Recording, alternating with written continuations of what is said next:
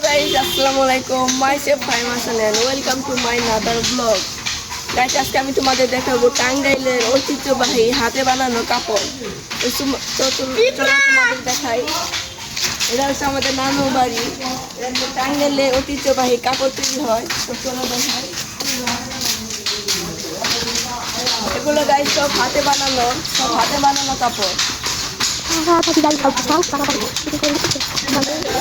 হাতে বানানো কাপড় আর এখানে আছে ওটা হলো কারেন্টে তৈরি হয় কাপড়। তো তোমাদের আগে দেখাবো হাতে বানানো কাপড়। আমি তোমাদের দেখাচ্ছি হাতে বানানো কাপড় কিভাবে হয়। দেখো এখানে সব কাপড় হাতে বানানো হয়।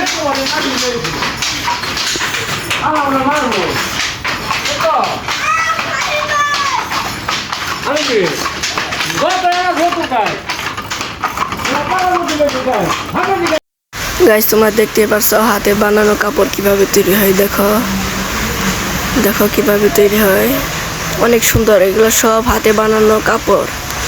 দেখো এখানে আরেকজন বানাচ্ছে নীল কালার কাপড়।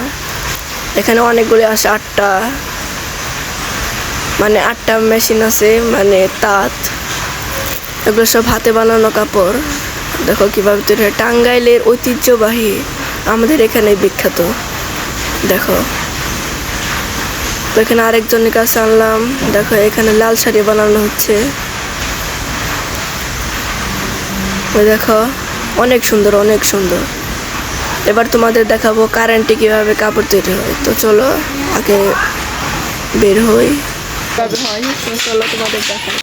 গাইস আমি তোমাদের দেখাবো কারেন্টে কিভাবে কাপড় তৈরি হয়। আসো দেখাই। কারেন্ট গাইস দেখো কারেন্টে কিভাবে ওড়না তৈরি হয়। এই ওড়না এই মেশিনের যে এত আওয়াজ, তোমরা শুনলে অবাক হয়ে যাবে। দেখো মেশিনের কতটা আওয়াজ, শুনো।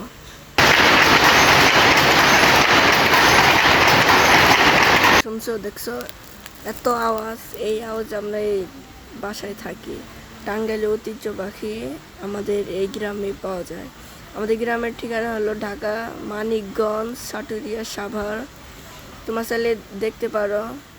দেখো এখানে আরো কয়টা মেশিন আছে, চলতেছে। অনেক আওয়াজ এই মেশিনে। এগুলো সব কারেন্টে তৈরি হয়। ওড়নাগুলো, এগুলো সব ওড়না তৈরি হয়। অন্য কোনো ভিডিওতে দেখা হবে। আল্লাহ হাফেজ।